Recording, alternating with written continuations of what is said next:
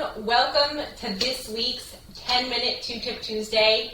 I'm Amelia Borland, occupational therapist, owner and founder of Higher Standards Caregiver Training, and as always, I am so delighted to be here live today for 10-Minute 2-Tip Tuesday. If you are new to 10-Minute 2-Tip Tuesday, let me give you a quick overview of how this works. So I'm going to give you two very valuable tips. One is for caregivers, and the second one is going to be for caregiving organizations. And I'm going to deliver this to you in 10 minutes because you are busy and you don't have time for a whole lot more than that. So we will get right to it. Before we get started, just a quick reminder to everyone that this is for educational purposes only.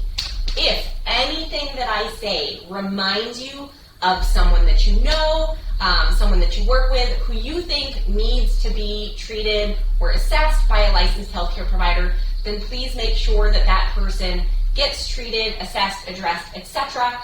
by that appropriate healthcare provider, as this is truly for educational purposes only. Okay, that's like the quickest segue I've had in a long time. But that's because we've had a lot of stuff going on, y'all. The fall prevention series just wrapped up. If you missed the fall prevention series, definitely keep an eye out.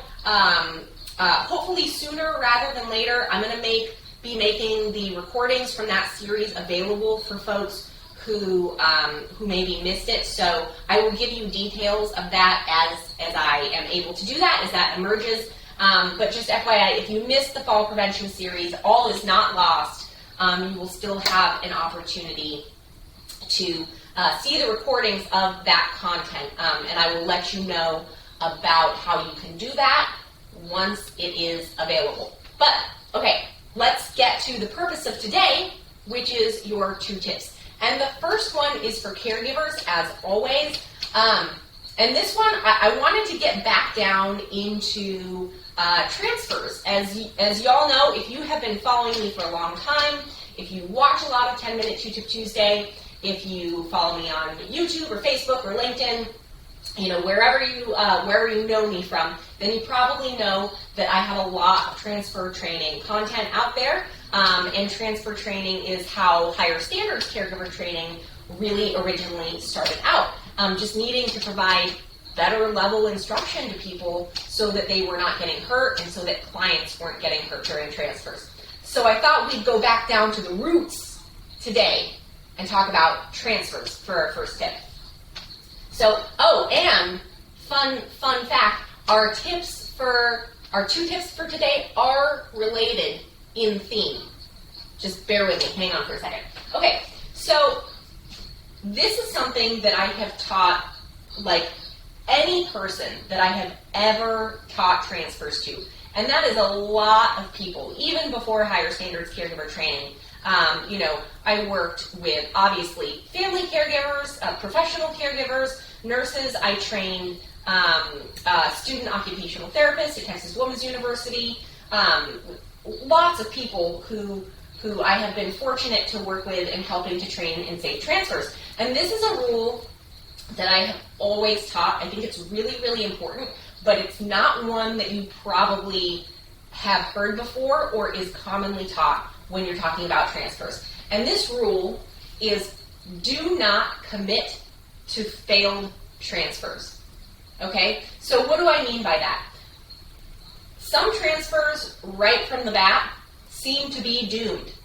No matter how experienced you are, no matter what, sometimes you go to start a transfer and you just know this is not going to go well. This is not going to end well. When you get that feeling before you have started the transfer, do not commit to that transfer. Do not commit to failure. The same way you wouldn't want to commit to failure in any other portion of your life. We don't want to do that when we are performing transfers. So a lot of times this happens when we have someone and we're transferring them, and perhaps right before the transfer begins, the person that we're about to help move, they begin to panic. They become fearful. Maybe they were all set up to go and they looked great and their feet were right where they needed to be, and then all of a sudden a foot slips, right? Or all of a sudden they grab onto something that you don't want them to be grabbing onto, right? These are clear warning signs that a transfer is about to not go great. Never commit to that failed transfer. We always want to, unless there is an absolutely emergent reason that someone must be moved right then and there, which is honestly a totally different scenario than a typical transfer. If you're about to do a transfer with someone and then there's some kind of red flag or warning sign that says this is not going to go that well, stop, take a moment, take a break, collect yourself, help calm the person who you are about to work with, who are about to help move their body.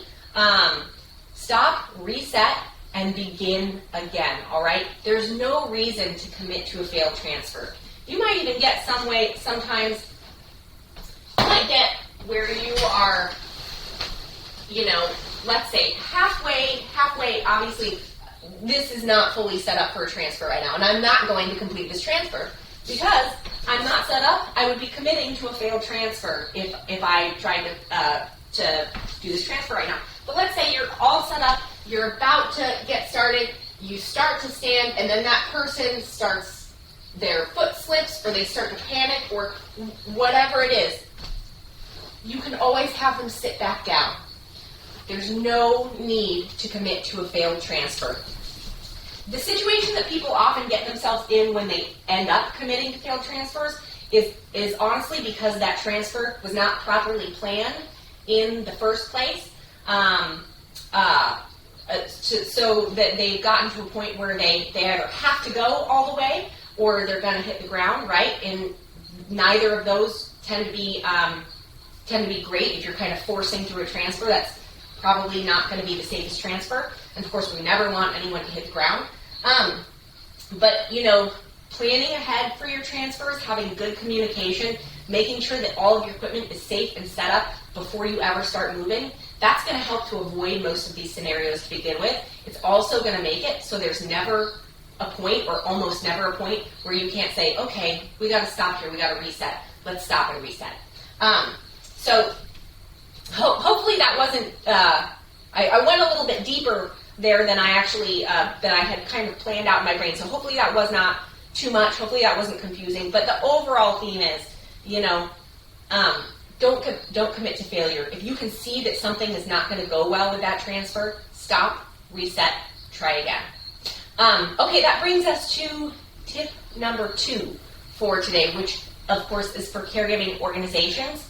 Again, I said that this was under an overarching theme today, right? And that theme is don't commit to failure. But what I want to talk about specifically when it comes to organizations and caregiving organizations is this thing called the sunk cost fallacy. What does that mean? What is the sunk cost fallacy?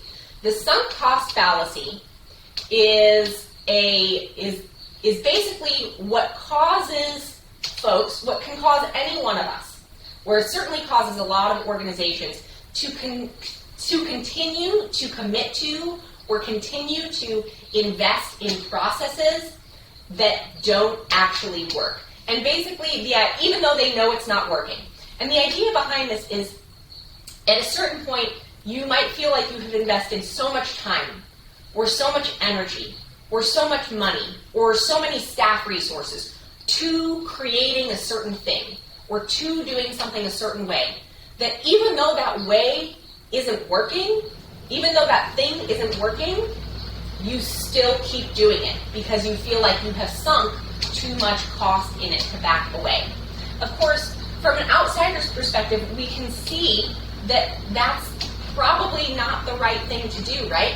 If you have sunk a lot of time, energy, money, resources, etc. into something that's not working, then you should stop sinking time, energy, resources, money, etc. into the thing that's not working. It's hard to let go of what you have already spent on something, what something has already cost you.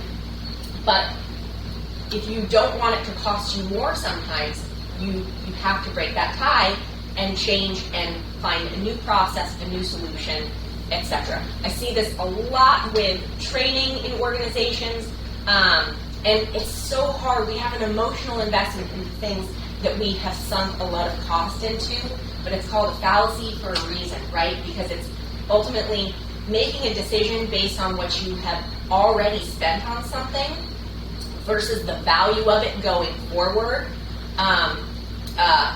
is not how you want to look at it. You really want to make decisions based on the value something has to your organization going forward and not what you've already invested in it. I know that's so hard and painful to do, but in the end, your organization will be healthier. You will have a better use of your time, energy, resources, money, etc. if you are putting that time, energy, resources, money, etc. towards something that's going to add value versus something where it just keeps sinking. Okay, so those are my tips for today for 10-Minute 2-Tip Tuesday. Again, if you are looking for the fall prevention series, keep an eye out. I'm going to make those recordings available here, hopefully sooner rather than later, and I will tell you how you can access them.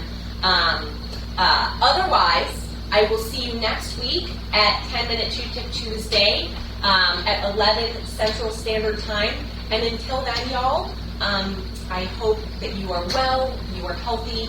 Make sure that you take care. Bye.